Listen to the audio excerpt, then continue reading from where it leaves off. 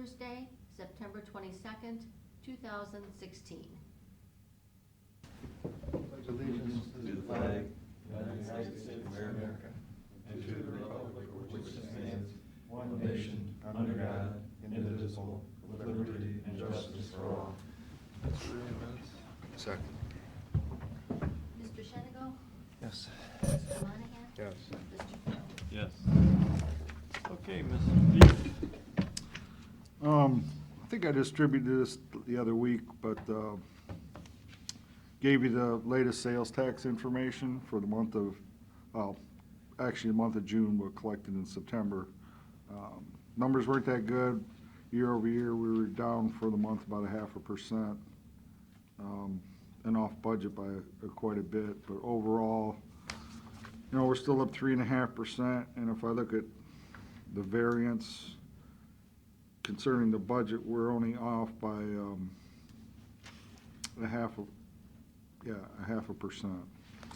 So, well, actually less than that, 0.5%. So overall, I mean, we're holding good. And the month before that were some really good numbers. Sometimes you'll see that where one month is really good. Next month you see a drop off. What month was this collection? This is June. You know, I think the start of June, the weather wasn't all that great yet. Yeah, because it was, Considering the weather in July and August, I'm expecting to see some pretty good numbers there, yeah. I think. So, Oh, the traffic one, I don't think on 250 was that strong this summer from what I saw.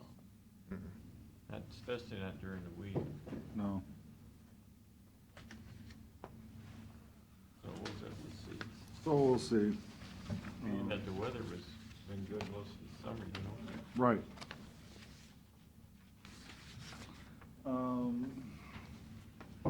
Last couple of weeks, myself and Jack Myers and Tim Reister from Margaretta Township, Bob Blipser from Bayview, and Eileen Bulin from Vermillion, we're on the Issue 2 committee.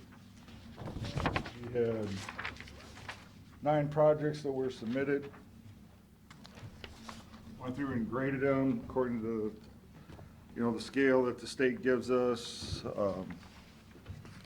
Then yesterday, we went out and viewed each one of the sites, came back and assigned priority points. Again, there were 9 projects. We essentially split it up into, there's 2 funding sources, LTIP, which is primarily roads and bridges type, and then SKIP, which can be roads or bridges or water, sewer, or other kind of public infrastructure. Out of those, we think we have a chance of possibly 5 projects getting approved for next year's round of funding. If you look at this, the top 3 are pretty, we think we got a good shot at, which is Margaretta Township. We're doing some resurfacing on McCartney Road. That's essentially from the city limits to Route 6. Replacing some water booster pump stations in our western part of the county system, which is essentially, you know, west of the city of Sandusky, primarily Margaretta, and west and south of there. There's actually 3 booster pump stations in that area. We're looking to replace them with 1. Perkins Township, some pavement improvements for DeWitt Ave and for Indiana Ave and Pennsylvania Ave. So those 3 look good. The other 2 are, you have to go down a little farther, see City of Sandusky. Campbell Street resurfacing, that's from essentially Scott and Columbus Ave, that intersection, all the way south to the railroad tracks. And then County Engineers project of Bardshard Road widening and resurfacing, that's essentially from, let's say, 101 to, I don't know if it's, no, it's not Boger Road. It's essentially where they just did that, they covered up that ditch there. So essentially widening the road by a foot on each side, resurfacing it. So those are the 5 that we were pretty hopeful that we might get funding for. So you said 3, you mean 5? Well, there's 3 under SCIP and Okay. 2 under LTIP. Oh, okay, so they're two different funding?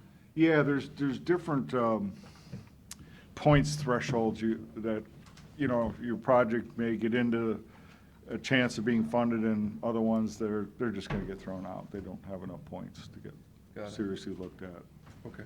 Yeah, I didn't have those numbers of what those thresholds are, but just, you know, essentially, anything over 100 is gonna look good. So you can't do them all, what you're saying, what you do is there's X number of dollars, or they have to be a certain scoring threshold? Shouldn't have to be a certain score. Yeah, I mean, this goes to a committee of essentially Northwest Ohio, and they go through all of these all over again, yeah. So you wanna submit these? Yeah, these are the ones that are gonna be submitted, Okay. just so you know.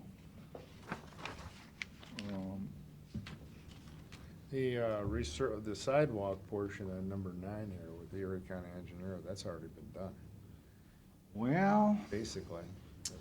this is on Strub Road, is with the sidewalk part they were talking about. Right. There's a stretch from essentially, you know, the entrance on OVH going east, there's no sidewalks there. Right. There's not much room either, because there's a fence, you know, 4 or 5 foot from the road. I mean, that's what they were looking That's at where they putting run in. their low carts on. Well, plus on Strub, that's not completed all the way either, from Columbus to Campbell. There's a piece missing there, too. Yeah, well, they're not talking about that piece, No. just the piece between Columbus and 250. Why didn't they connect that piece to Columbus? I wonder. I don't know. That What was part are you the talking about? schools. Yeah, that's a safe route to Safe schools. thing That to just Yeah. schools comes that from we that, talked about for a while. you know, Okay. that subdivision. Right. down and take Yeah, I mean, there's the sidewalks on Columbus. This is, the sidewalks talking about here is just on Yeah. Strub Road, just on the north side, and it's just that piece that doesn't have it from OVH entrance Yeah, I east to thought that 250. I thought they had some sidewalks on part of that. Part of it, yeah. Yeah, they From the entrance west to Columbus Ave, there Basically, is, They would have to move the fence. Well, it was possibly. basically from that to excuses. Yeah. Yeah. That's where those guys used to go and. Yeah, I mean, they weren't looking at sidewalks on the south side of That would Strub, be just the- on the north. Narrowest sidewalk in history. Yeah. Yeah, I remember they just moved poles and stuff and the fence and, No yeah, parking lot. yeah, I mean, for that part, so. But they can get up. You know, I mean, we went down those roads, I mean, they're not, Columbus is not, but just, I mean, there's a couple little areas that are so-so, and just essentially where those catch basins are on, I say, we're really on the south side of Strub, on that stretch where the catch basins are at are a little crappy, but other than that, the road's in pretty good shape. The intersection headed west at Columbus and Strub, and it's getting a little, you're getting some dips where the tires go, you know, starting to sink a little bit there, but other than that, it's not in that bad a shape, so it didn't score that high. So, Anything else, Pete? you know, I know we had, you know, we were looking at this project of doing this sludge dewatering over at the Huron Basin project. You know, there was a study done by an engineering firm that they used a payback method to look at the economics piece of it. And again, you know, they had an original estimate, I think it was around $1 million. I think it started at 600 No, it was $1 million. years ago. Well, maybe, but the study that we had it started at $1 million. Again, we assigned the project. The latest engineering estimate came in at about almost 1.9. However, there's a portion of that is for some improvements to the plant that don't have anything to do with the dewatering, has more to do with taking an increased flow when we're gonna essentially shut down Metawangan and take that all the way to the Huron plant. So there were some parts of the plant that needed improvement, that's part of it as well. But essentially, if you take that piece out, it's about $1,660,000 was the latest estimate. So again, we did a cost analysis. Economics just, quite frankly, don't make a lot of sense. Well, I've been saying this for 2 years. I mean, it's what, 100? How much is our total cost last year, 125? Trucking and City of Sandusky? For 15, that was about 92,000. Plus trucking. That's with the trucking, that's with Sandusky. The way we're using Sandusky right now, plus I heard that there was a price increase. We'll probably land at about 151,000 in 16. Right, and if we take put the bugs back in the sludge, Sandusky will give us a reduced rate by maybe half, because we took That I the bugs don't, out. that I don't know. You know, I that, talked to the city, talked to their engineers, so, and there is no problem getting the sludge in, so for, well, what they've complained about is that they'll call the city and say, we're gonna bring this over, and they're like, no, we can't do that, we got other stuff going on. I said, Jack, one of the things we ought to do is let's sit down with them and see if we can't work something out better, and I said, also, why don't we check out, maybe Norwalk can take ours as Yeah, well. that's a good idea. You mentioned that before. So, let's look at some other things here, Alternatives, yeah. so we've been talking about this, I've been harping on it for 2 years. Where are we now? I thought we had bids due today. There's an addendum here that actually it already went out. The first one was an extension till next week. What do you mean an addendum? An addendum to the specs, Changing the bid opening. changing the bid opening date. Don't we have to do that? Yeah, but that notice already gone out We to changed the bid opening. the date people already. that came to the pre-bid. But that's what I was telling you, don't the commissioners have to change the bid opening date? Can't, It's on the addendum. but he already sent it out. Can't send it out before we change it. Because here's what I was telling Pete, is if I'm the contractor and I want to turn my bid in today, right? And then now all of a sudden, you're going to give somebody else another week to get their price in, I'm going to complain because that's not fair. I got my bid done today, and that's when you told me it was supposed to be done. That's the reason why we sent it out, to give them plenty of notice, so they all knew they had extra time. But the commissioners have to authorize that, or why are we passing this today? We shouldn't be passing it today then. It's already done. Well, we're not, actually, we're officially not, what I'm asking for is a motion to just cancel the bids on the project. Yeah. that's what he's Cancel the whole asking. project? Yeah. I mean, they're gonna have to come back with the non-sludge piece, but from what I'm talking to Jack, there's some redesign they've gotta do with that, so it's gonna take them a little while. So how much money did we pay for the roll of drawings?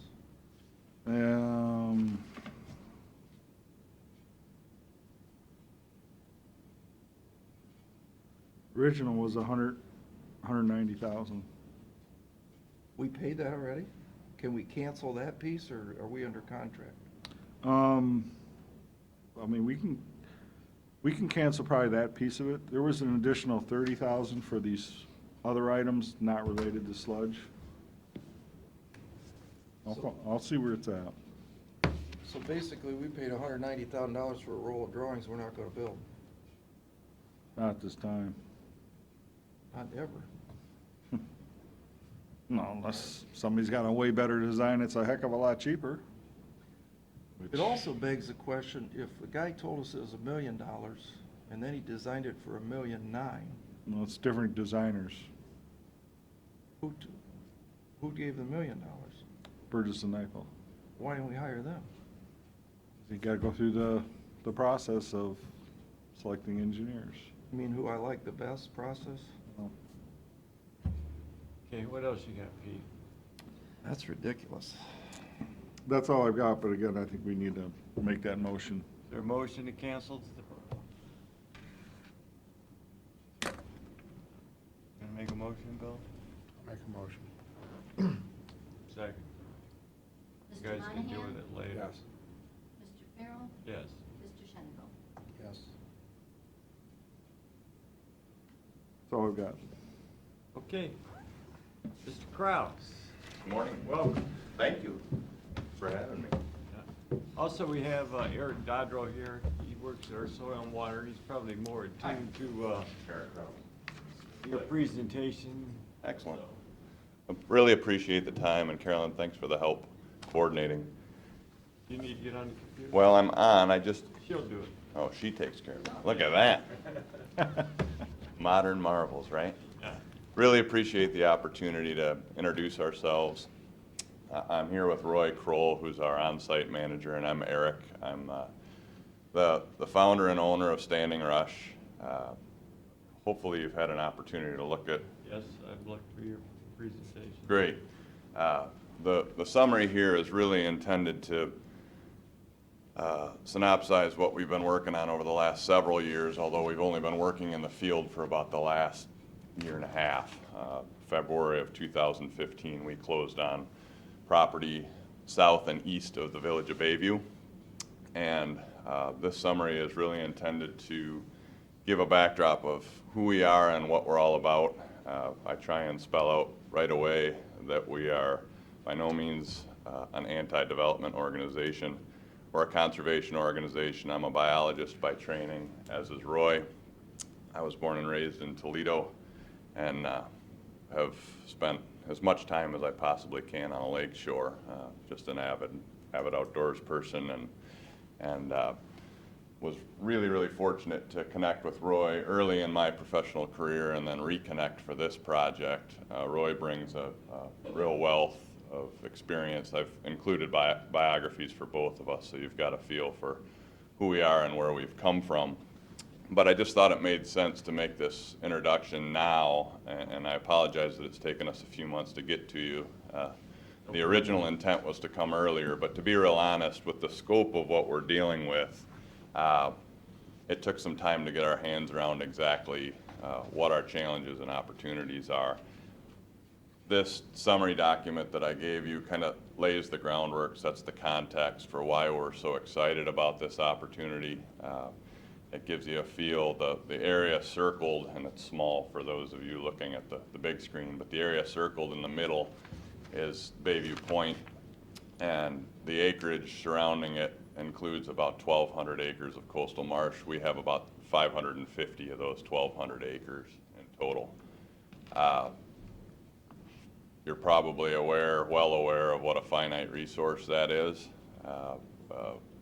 Depending on what numbers you use, current acreage is about 3 to 10% of pre-European settlement habitat. So we've lost over 90% of the coastal marsh in the western basin of Lake Erie. And when you think about it in terms of a habitat that was at one time bigger than the Everglades, it's kind of jaw-dropping. But I come from an agricultural background. Obviously, there are lots of different reasons that coastal marshes have transitioned to other things. We just feel strongly that there are some very significant opportunities to take advantage of the functions and values of what's left. And so that's what our mission really is all about. I'll kind of skip through a little bit more of this background because it's there for your reading enjoyment should you so choose.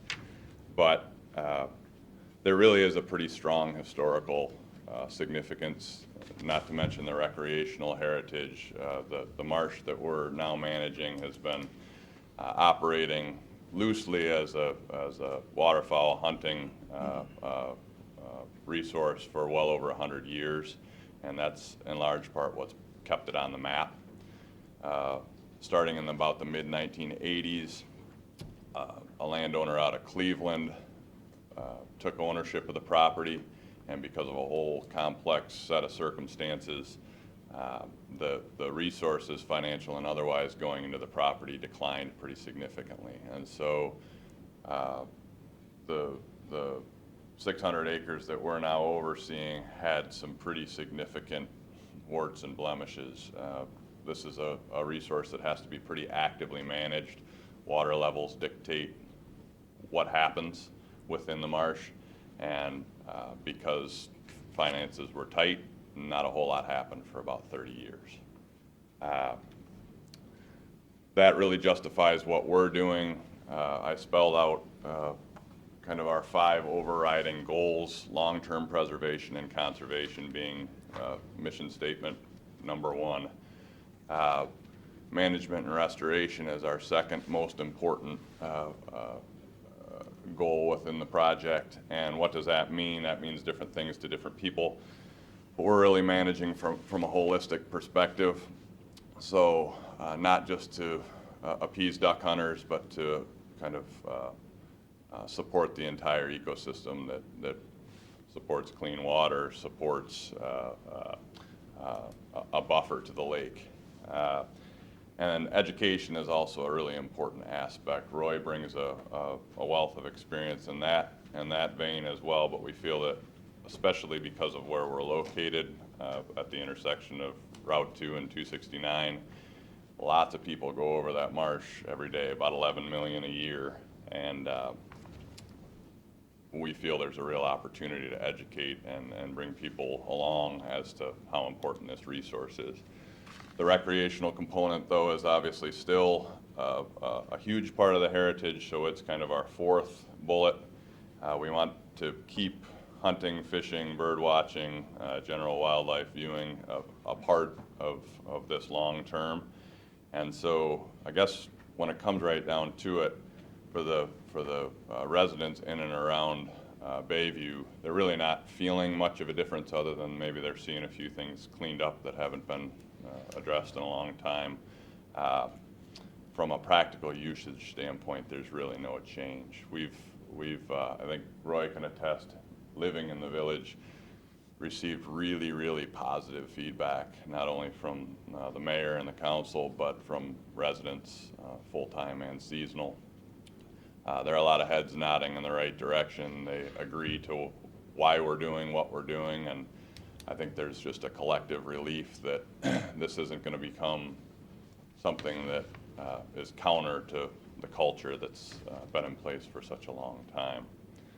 Obviously, this has to make financial sense as well, and so one of the reasons that I wanted to come to you today is to kind of make the introduction and also recognize that there's a high probability that we'll be coming back to you at some point. We're looking to leverage both local, federal, and state funding sources to help with long-term protection in the form of conservation easements in all likelihood. We've talked extensively with Soil and Water, NRCS, through USDA, the Division of Wildlife with the state, lots of different entities looking to participate in partnerships, and that's really what this whole project is going to be. It's going to have to be a real collaborative effort to get the most function back and then make sure that it stays that way for a long time. So if someone locally does want to go hunting on your property now, they come to see you, get permission? Well, so the way that hunting access works currently, and this is really a pretty neat set of circumstances, there are some local guides who have been in the community a long time. Some of these guys have guided on this marsh since they were in grade school, high school. They've been doing it 40 years, 50 years. There's a group of hunters that historically was able to participate on a daily program. It was kind of a daily draw. We've opted to simplify things, and so we have a small group that we've quite frankly handpicked to make sure that we have a common ethic, and they lease portions of the property seasonally. Okay. So they're using certain subsets of the property, and they have it from the beginning of the waterfowl season to the end of the waterfowl They got season. blinds and everything up there? Yeah, and so one of the real concerns, understandably, from adjacent landowners was, is this going to become a shooting gallery? There was a real concern that there'd be a high density of hunters, that there'd be more traffic in and out of the site. Our goal is most certainly sustainable and low pressure, specifically as we're talking about hunting in particular. We're talking about morning hunts 3 to 4 days a week with fewer than 8 people in several hundred acres. So if anything, I think the feedback that we're getting is anybody hunting in there? I mean, it's quiet, relatively speaking, but that's the way we want to keep it. That's good for the birds, that's good for the hunters, that's good for the whole system. So that kind of gives you a sense for how we've gotten to where we are. I have in front of me here kind of a detail as to who's helped us along this way, not only in terms of from a staff perspective, a staff of 2, but also an advisory group. I was born and raised, like as I say, in Northwest Ohio. I'm a Toledo native. I live in Perrysburg, so I'm here typically 2 or 3 days a week. Roy's here full time, and then I'm enjoying the fact that I'm integrating more and more on the field side of things. Roy, do you have a number we can contact you, local number? Yeah, we can get you cards. Yeah, that'd be fine. Yep, yep, So now, you own this 600 acres? right, You guys purchased it yep, yeah. from who? Private landowners? So, yeah, the way this transpired in spring of 2015, let me make sure I'm backing up enough. Is that, no, spring 2014, the property became available but was not publicized. This was part of the liquidation of a bankruptcy out of Cleveland. So the previous owner had a company in Cleveland that went defunct through the downturn in the economy. The sale of the property was part of the liquidation of assets to offset that bankruptcy. And so it went, we learned of the property, and when I say we, I learned first of the property in August of 2014. We were under contract by late September. They needed to move very quickly. They wanted to liquidate as quickly as possible. And we closed on the property in February of 2015. And when I say we essentially, at this point, are a very small group that founded, I have a company called NWO Native LLC that's it's a real estate company. We formalized and formed Standing Rush specific to this project, and that was just prior to the acquisition in February of 2015. So this specific project and our particular energy right now is all going to the 600 acres and the restoration and protection of these 600 acres. How's your water quality out there? Good? Very good. Yeah, that's good. One of the real benefits of this, Tom, is that there are about 1,000 acres of agriculture that ultimately are going north toward the point, so the gradient takes everything toward the bay. And one of the real opportunities that we see short-term and long-term is the chance to divert some of that water into our marsh rather than putting it directly into the bay. And that essentially allows for the kidney effect that you hear about with marsh ecosystems. Rather than a direct line into open water, it can go through the marsh. Some of that already happens, just by the way, early development happened, but that could be augmented. So we do see a strong water quality play, and one of the things that's most compelling about this type of ecosystem is that very quick, relatively speaking, very quick changes can occur. We've made some pretty active steps on about 40 acres that last year, if you looked at it, would look like chocolate milk, and this year you could stand waist deep and see your toes on the bottom. So there's some really exciting things that can happen pretty quickly in a wetland environment. You're aware that with the new sewer system that we put out in Bayview should really clear up a lot of that. Around the point. Yeah. So we've, partly because it's right in Roy's yard, but also because of its proximity to us, we've really watched that project closely. One of the real benefits kind of a mutual benefit that we were able to strike this year with the contractor was we utilized over 10,000 cubic yards of the clay that came from that project to rebuild an interior dike on the west side of the property. That was great for them because it substantially reduced their trucking. Yeah. It was great for us because it's pretty hard to find 12,000 cubic yards of good clay and get it. You know that drill. So yeah, we've stayed very, very much in tune with that project. That's a good segue. I don't want to take too much of your time this morning, but that's a good segue to the last item that I wanted to bring up this morning, and that's, you may be familiar with our company name because in December you received a letter from our attorney making the commissioners aware of something that we were just then aware of. Despite a 6-month due diligence process, we went, my previous professional experiences with environmental consulting firms, and I utilized several firms that I have long-standing relationships with in Toledo. We went through an exhaustive phase 1. We surveyed the property for the first time in its history. It had never been surveyed before. Worked through about 700 pages of title work. Suffice it to say, it was a complex due diligence process. At no point during that process did we become aware of the unincorporated Bay Bridge's impact on the marsh. And in December of 2015, you guys received and promptly took action on an issue where that community is essentially impacting, I don't know if, yeah, you're going to be able to see my mouse.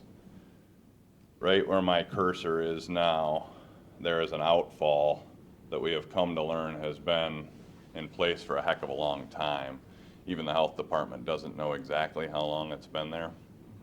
But that issue is ongoing, and that sewage continues to go directly to the marsh. Obviously, that was a real concern when we learned of that. It's a small pipe, it goes under a fence, and it just, pardon me? Under a fence, under a dike. Yeah, through a dike, underground, and then discharges into the water. What street's it doing, like, Mulberry, is that the, or is it on the other? Newberry? It goes right under Barrett Road. Under Barrett? Yep, and then comes through an adjacent landowner's property, and then through our property. There's a pump house located right there. The survey had picked up the pump house, but it picked up no infrastructure. So, Where's it coming from? from the unincorporated community of Bay Bridge, so we've learned. So we submitted a letter to you December 4th last year. You promptly passed that to the health department. Pete Shade contacted me within a matter of days. We had a meeting before Christmas and established, a recognition that this needed to be rectified as soon as possible. The details of what's happened since probably aren't for this morning's meeting, but I'd love at some point to fill you in on kind of what's happened from there. The good news is that the broader project will resolve this issue ultimately. The difficult thing is that the timetable in which that's going to happen continues to lengthen. And meanwhile, we're seeing literally tens, if not hundreds of thousands of raw sewage going into the marsh. Now, I will say we took an active step and did some sampling in January, very much in cooperation and in conjunction with the health department. We conducted the sampling with a third-party lab and made sure that they saw everything that we were doing. We did sediment sampling. The good news at that time was that despite decades of impact, we weren't seeing anything that was off the charts alarming. But the reality is one flush of a toilet could change that. I mean, literally, if the wrong thing happens, we're going to be the recipient of bad news. So at a time to be determined, I'd love to be able to fill you in a little bit more about that. Area that we should address. Roy, anything else that you can think of? Trying to synopsize a few years in a few minutes, but I just want to. Well, we do appreciate you and Roy's presentation today. It's been informative, and I learned a lot reading your Good. thing, so. We've been in touch with, Eric the and folks in the coastal marsh community pretty well. And I guess the only other thing was, you mentioned that eventually you won't be seeking approval or Right. support for conservation easements. We're constantly looking to the future as you need to with funding, and one of the likely near-term opportunities will be Clean Ohio, the Clean Ohio Fund, and one of the prerequisites of that would be a resolution through the county in support of preservation for a specific project. So that funding round is set to kind of re-engage in January.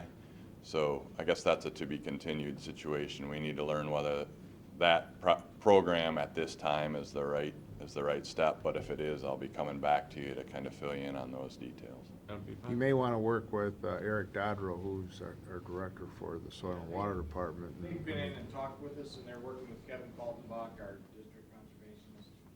They've worked with him for 2 years. Yeah, really pretty much since the onset. You know, I applaud what you're doing. I mean, this is, you know, Yeah.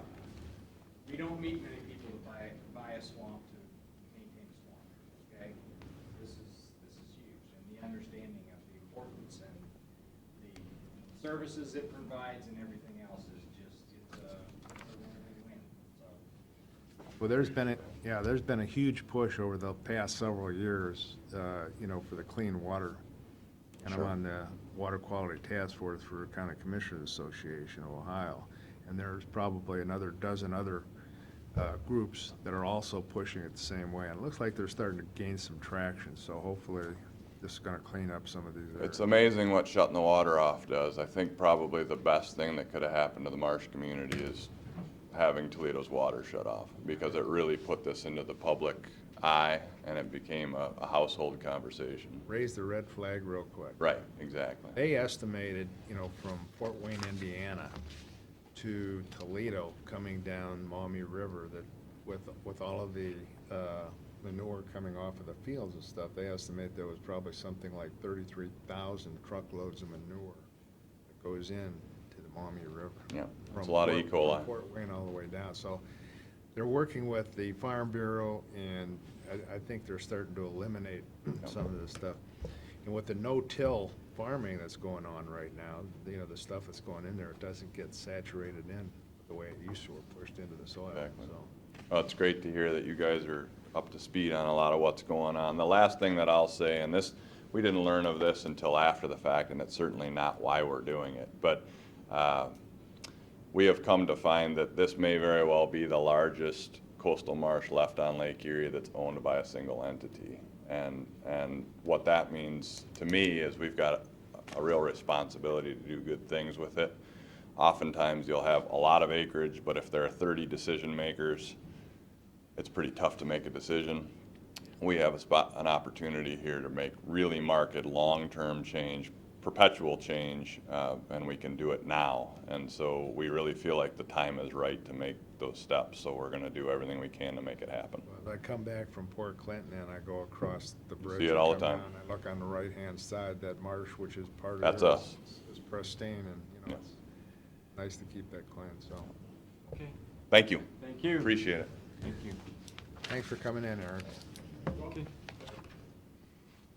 Okay, you wanna read the Thank Carolyn resolutions? and Melissa for getting me here. Yeah, right. Thank you. I was at Cedar Point getting ready to tear down the display. sure you were. Thanks, Julie. Thanks, Eric. Take care. Thanks, Eric. I got 2 questions on this resolution. The one is on the, quite a bit of extra money on the ODOT Cranberry Creek. You know about that? A little bit, enough to be somewhat dangerous. Did they change something on us? What they found out is those water and sewer lines are in a big chunk of concrete. So they're gonna go around them. Where's this at? This is on Route 6, By Scott Stipp's house, that little, down by the little marina. down by that Cranberry Creek Marina. Yep. So it's an ODOT charge and nothing we can do about it. So, And then the other one was, the